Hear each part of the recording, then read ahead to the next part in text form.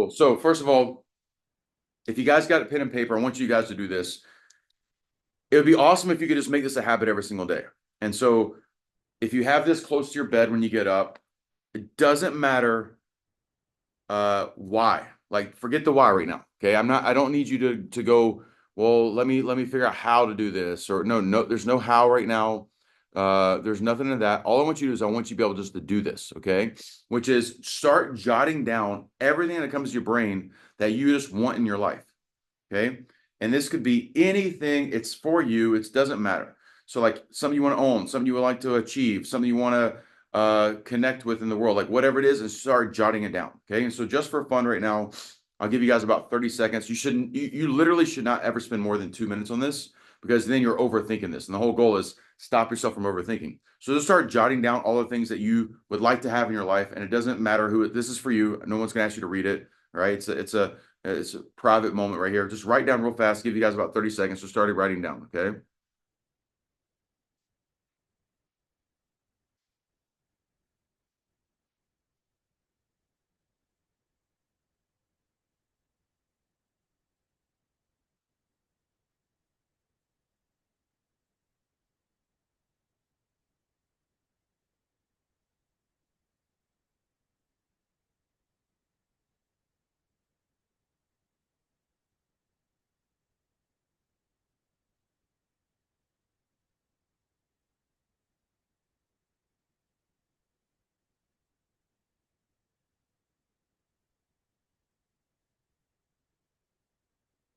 Give you about 10 more seconds.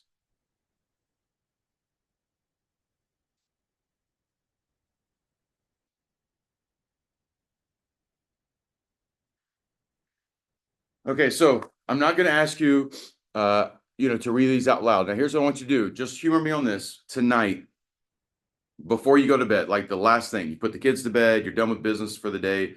You kiss your lady or your man, whatever, good night. Before you go to bed, do this again. And don't look at what you wrote, just on another sheet of paper. And so like, I wrote down like 10 things real fast right now, but just on another sheet of paper, another notebook, whatever, write it down. I challenge you to see if you can do this 7 days in a row, right? I know how many days it takes to create a habit, but just see if you can do this 7 days in a row. So today's Monday or Tuesday. Let's see if you can do this all the way till Monday of next week. And I know based on what I've done, and I think we're pretty similar as human beings, is I can do this for a day, I can do it for 2 days, I can do it for 3 days, but then the weekend comes around and maybe my sleep patterns are off a little bit, or sometimes with the kid, or sometimes with the business, and I'll do it in the morning, I forget to do it at night, or I do it at night and won't do it in the morning. Now, I didn't say it has to make sense. I didn't say you have to figure out how to do it. You just got to start writing it down. And so let me tell you some proof. When I've done this, and this is the thing that bothers me, that I want us to do better at as just human beings, period, because everybody on this call is a leader. You're leading your family first. Well, first you're leading yourself, then you're leading your family, and then you've got business, and you've got students. You got so many responsibilities, and we have to be better as mentors. We have to be better as leaders. We have to, just like the world needs it right now.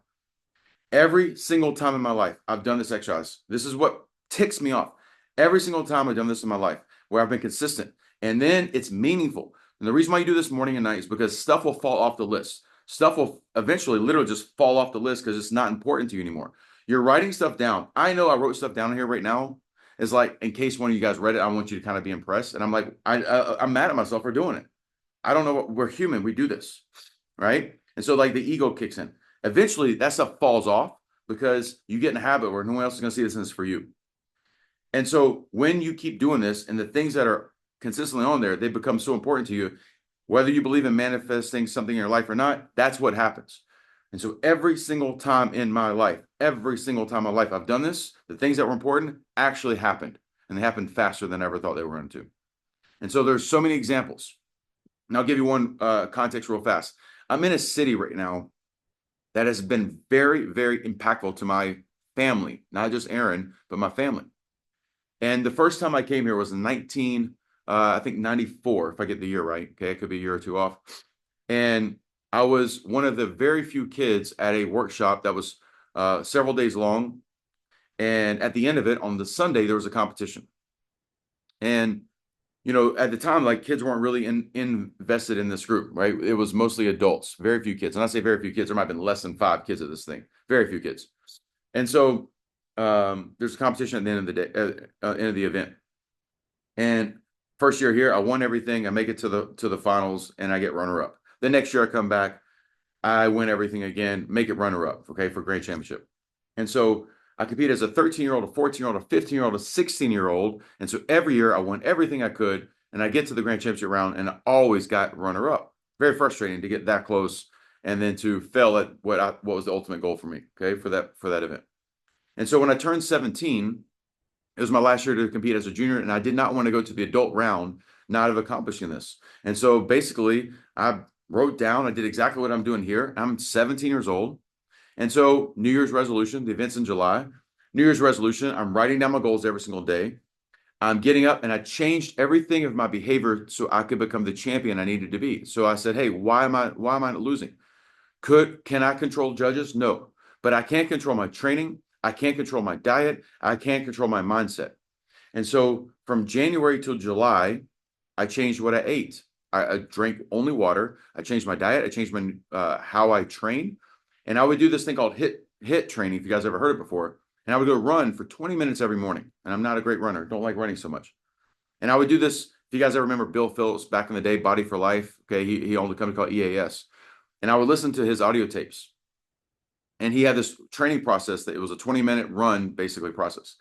And I would be brainwashing myself, imagining winning the title, bowing at the time Grandmaster Chuck Norris was the one that gave out the trophy for Grand Championship. I would imagine bowing to him, holding the bow staff over my shoulder with my left hand. This is how specific it was. I would bow. I used to have a lot of hair back in the day.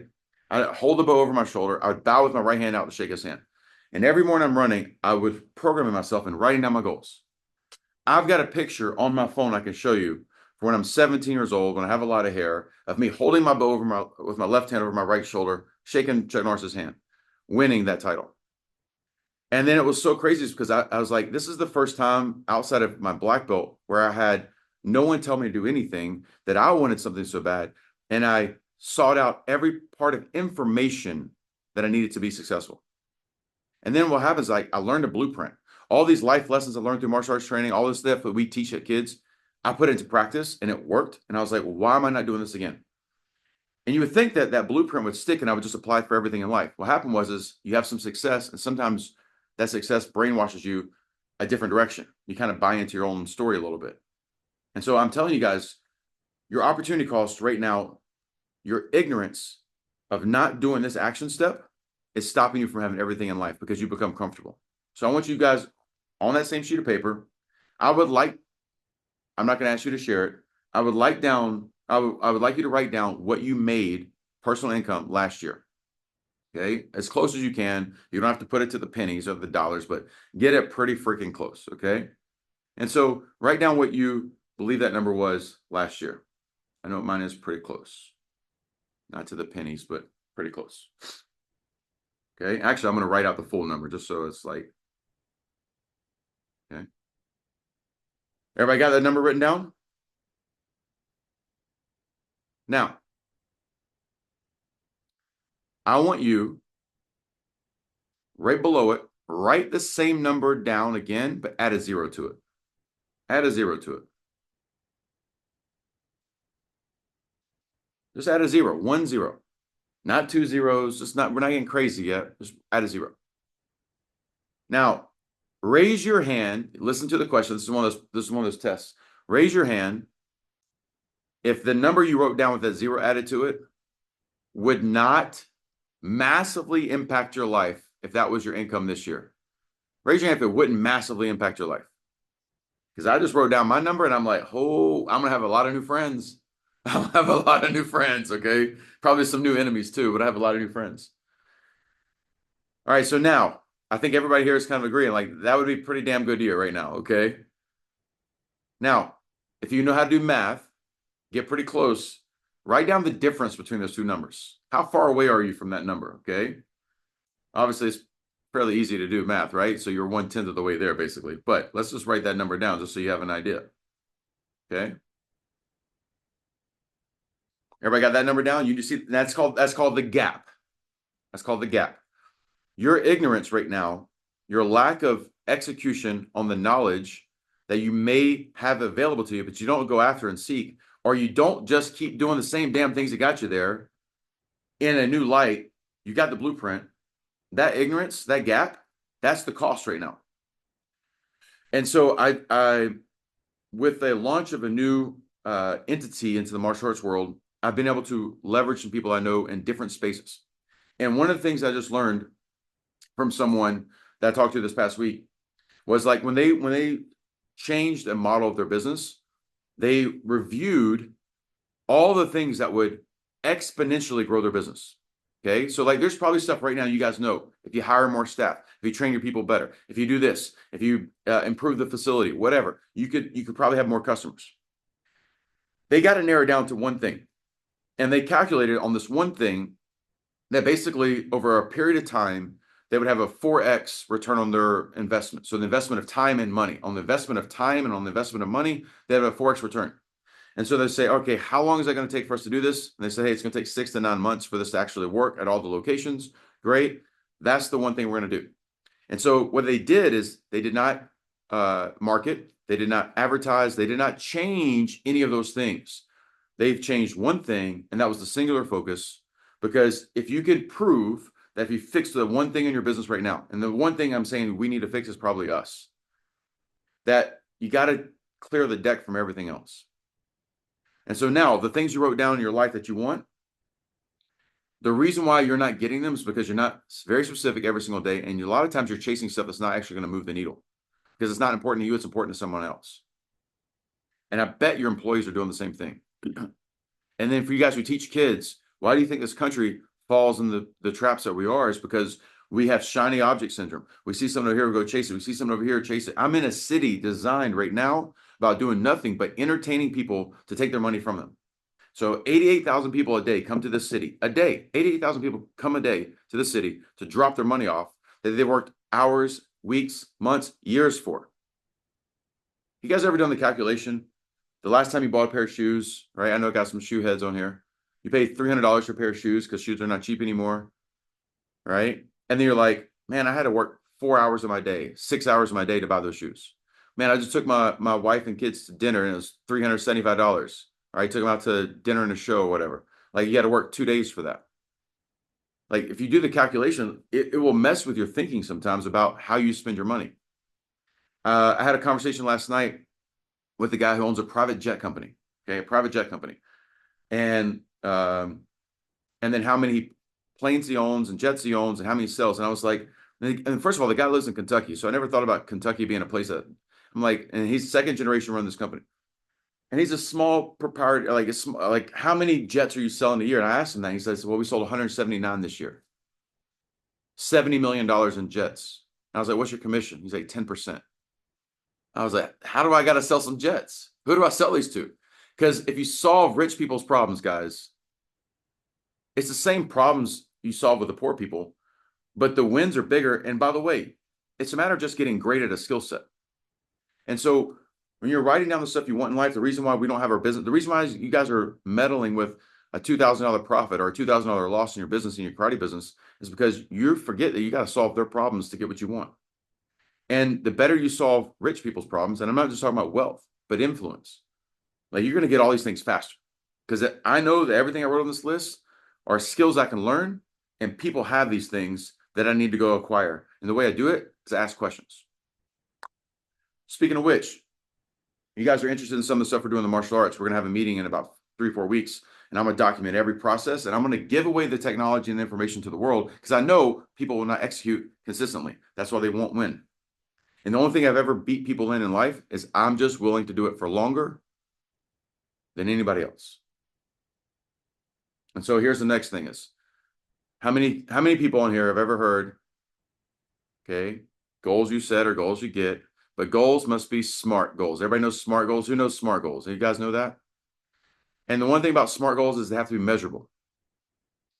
So here's the problem with measurable goals, right? I've dealt with weight fluctuations my entire life, and I will continue more than likely to deal with that my entire life. And I know when I've done my best is I'd get on the scale every single day. And then people are like, well, that's not good for your mental health. Yeah, but when I get on the scale every single day, I've got a measurement. And when I don't get on the scale every single day, I'm in my head about it, the measurement that I do or do not know, and I'm guessing. And guess what? I don't have a black and white tangible number, a measurable number. Think about your business. When you don't look at your bank account every single day, it's because you're scared. Like, who's ever pulled up, like, you did not want to pull up your bank account because you knew it was negative something. Anybody ever had that? You're like, I know it's negative. I just don't even look at it. It's like, if I don't look at it, it's not real. Anybody ever had that? I mean, I remember being at the gas station, be like, I better check the bank account because I got to see how much I can put in my gas tank. Anybody ever had that?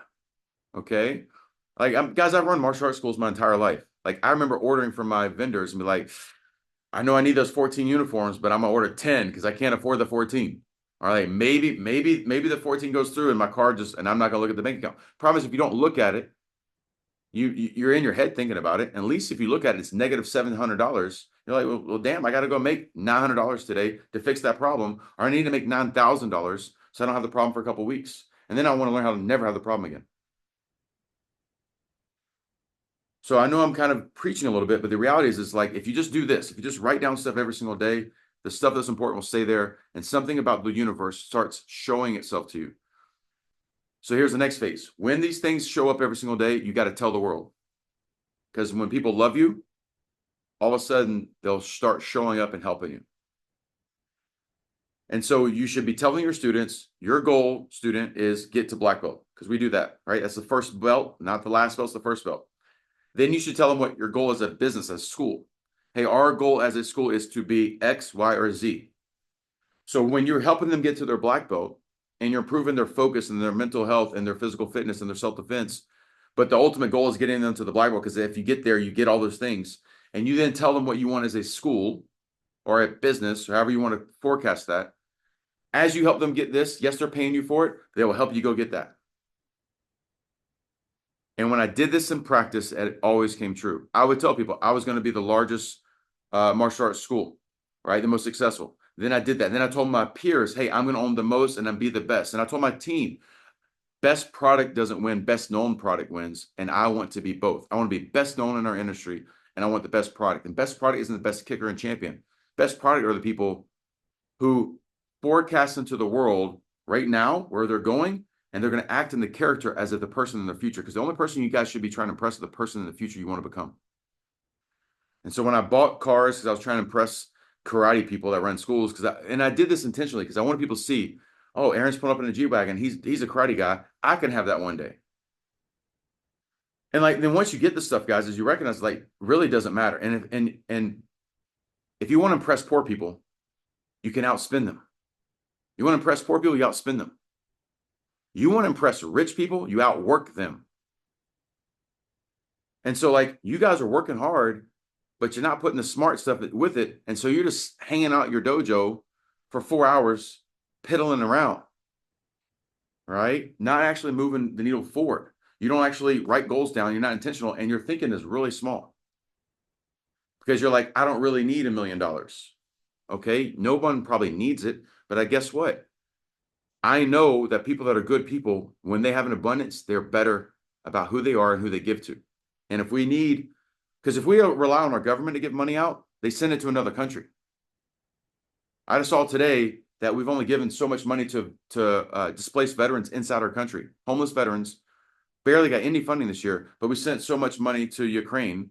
And like, we're so detached from what's going on in the rest of the world, but we have people in our backyard who gave up their health mentally, physically for our country, and we don't take care of them. What? So I'd rather you guys become successful, because I know that you'll take care of people. So I challenge you guys to have some accountability. Write your goals down twice a day, 60 seconds or less, and do not think about how. That's later. Right now, just start writing them down. Okay. Next, we're getting to the end of the year. We know elections coming up, right? Like, we know that there's going to be, just even if you took that away from it, it's getting to holiday season, weather shifting, mindsets are shifting. People are already buying their Christmas stuff. And so the opportunity to acquire customers gets tougher this time of year, because you have more distractions in the world. You got more things grabbing their attention. And so I'm not saying punt the rest of the year. I'm saying that make sure the 1 or 2 things you have, your holiday sale, for example, which I'm going to give you something very tactical. You got to make sure that it's all in approach. And if you're giving your staff 5 things to think about, they're going to be too distracted because they've got their 5 things at home they've got to think about. Give them the one thing they show up to work and they hit that metric, they win. So if it's call 10 people today to book 5 appointments and that's all they do all day long, and that's a win because it moves the needle forward, great. And so like if you have 100 students and you're trying to get everybody signed up for your holiday sale and you got 27 students signed up, if you're not checking behind your team, who's going to do it? Okay. Because money loves speed and wealth is going to love time. And so you can't get to the second without the first, and you're not going to get the money if you allow your people, AKA you, to be slow on execution on the things you know you should be doing. And that's your ignorance tax. It's costing you influence. It's costing you money. Okay. So very tactical. And the last thing I'll finish up with here.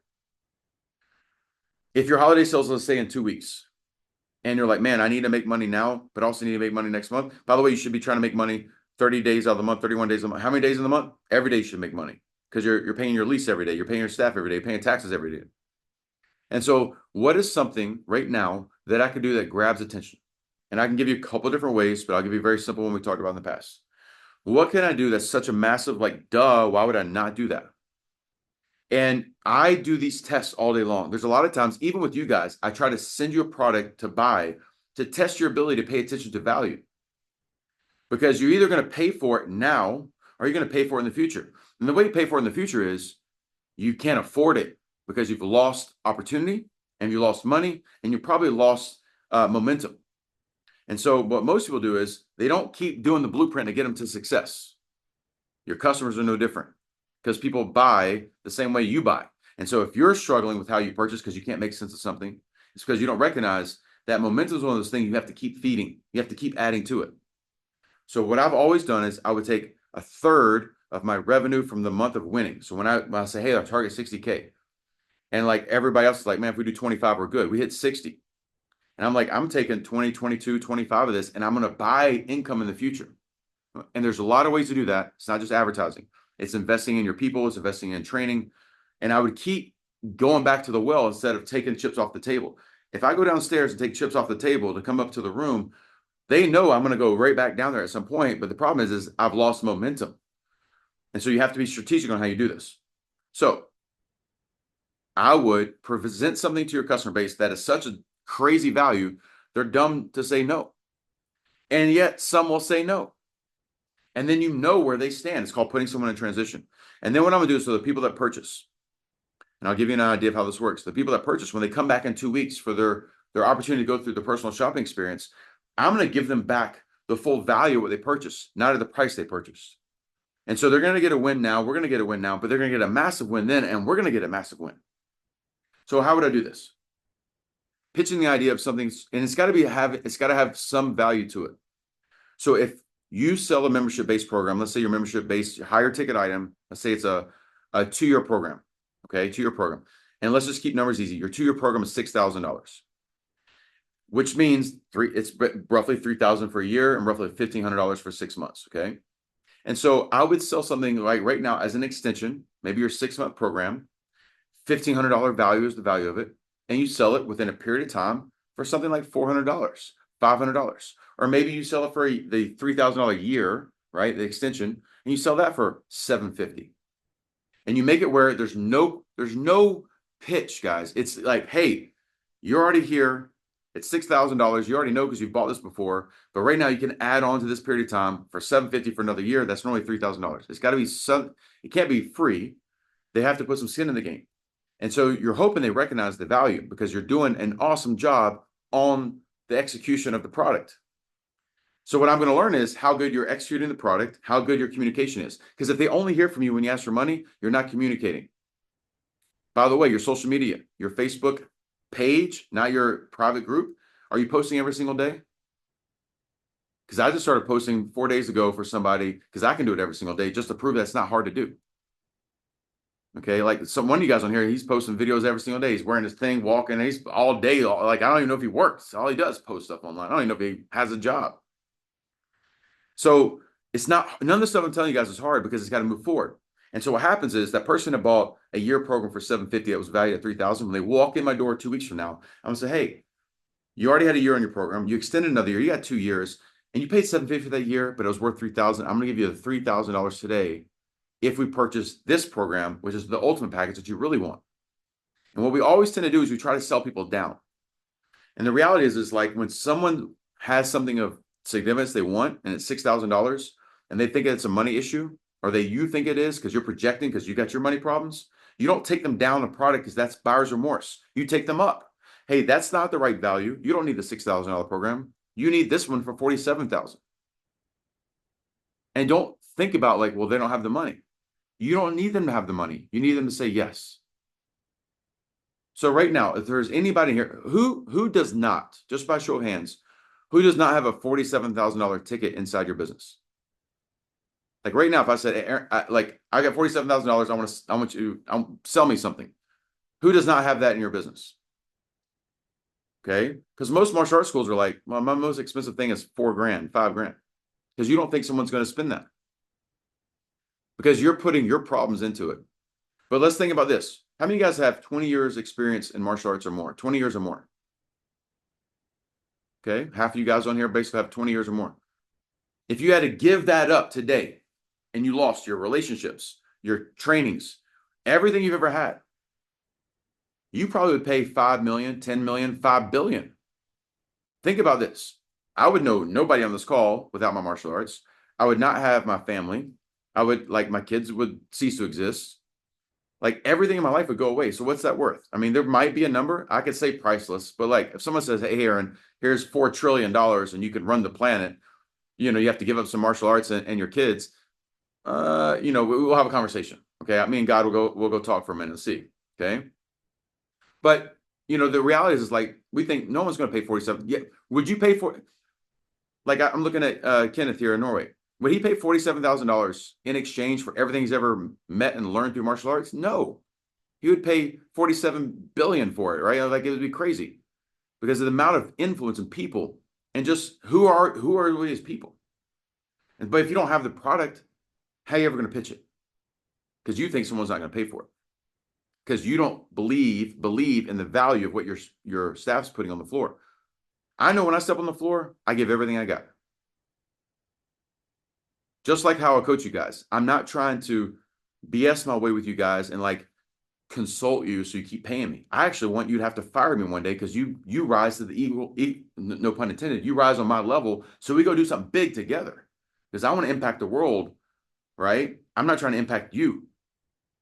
You're a means to me to get where I want because some of the stuff I wrote on here, you're going to help me get there if I help you get where you want to go. So I would sell something right now today to test my market. Like for some of you guys, I gave y'all a stupid offer and some of you guys said, no, whatever, and I'll pay you later. The reality is like when you pay later, it probably doesn't happen. And I'm okay with that because I know where I'm going. Your students will be no different. When they don't see that the fact that, oh, well, no, we'll do it later. Does everybody recognize that nothing gets cheaper? It only gets more expensive. It gets more expensive with time and with dollars. And so whatever it costs today will not be what it costs in the future. But understand you can't help people if they don't see that there's value massively. Then once the 5 or 7 people take you up on it, those 5 or 7 people are going to be targeted intentionally to get a better value in the future. They just don't even know it yet. But you guys aren't thinking that way. All right, last thing, real quick, rapid fire. The purpose of every call. Outbound. We talked about if you make 10 calls, you have a purpose. 10 calls should be 1 appointment if you're average. Better than that, some of you guys are better than that. 10 calls going out, outbound calls, you, not a robot, 5 appointments, great. Every call, the goal is to close a deal. That's the purpose. What does that mean? Well, booking an appointment is closing that deal, right? That's selling them at the time. I have a purpose for the call. But here's the other purposes. You should write these down real fast. I'm going quick. The secondary purpose of calls. 1, identify, we're gathering data. I need to identify who my decision maker is. Don't assume. You know what happens when you assume? I need to identify what the influence in for those decisions are. So how do I figure this out? I ask questions. For example, hey, why martial arts? And then I say, why now? Because they say, well, we've been thinking about it for a while. Yeah, okay, but why now? Well, he got bullied at school last week. Oh, okay. So now there's a trigger. I need to know. So these are secondary purposes of my calls, okay?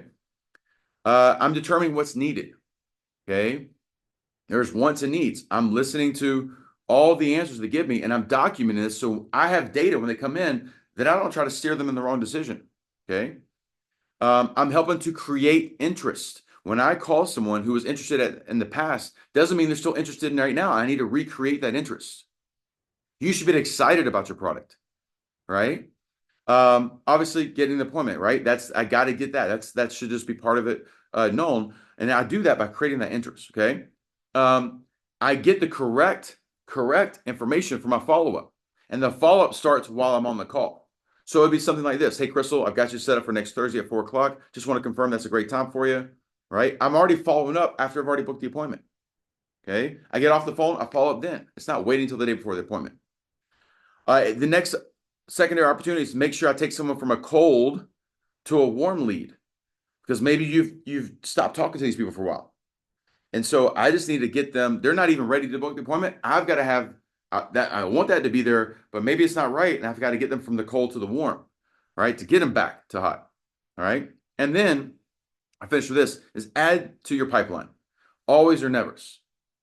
And so when I call this person, I'm going to say, hey, by the way, who do you know? Not, do you know anybody, Crystal? I'm not going to say that. I'm going to say, hey, Crystal, by the way, who do you know who also would love these benefits that we talked about in our training? Hey, who?